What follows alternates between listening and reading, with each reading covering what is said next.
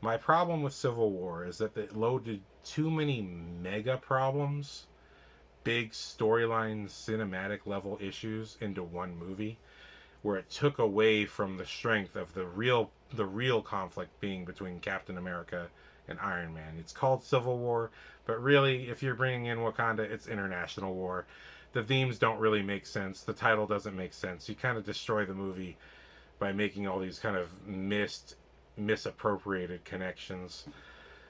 And number one, by killing T'Chaka in Civil War, you're basically kind of that's a main character level issue. That's a main character level issue. I think he should have just been wounded. He should have been severely wounded, maybe in a coma.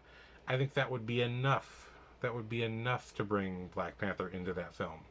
Because I think the biggest problem with the first Black Panther is because he already dealt with sort of the revenge feelings, all the intense emotions that really help drive a main character through an entire film. But he dealt with it as a side character. That really detracted from him having room to grow as a main character in Black Panther, where in many ways he was dealing with the grief of his father, but then it's just kind of waved away so that he can have a different plot and a different premise with Killmonger, which I feel like it would have had more weight if the father was alive and Killmonger, having the same story, was the one who killed the dad. That would have really been a lot more emotional baggage to deal with, because their conflict between each other, again, this is a similar issue with this movie where the hero and the villain, I don't feel like their conflicts with each other are big enough for them to go there. But I mean, I feel in many ways that the Killmonger storyline could never have as much strength because T'Chaka was technically already dead.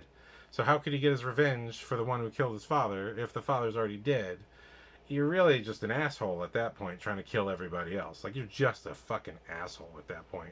It's hard to be on your side.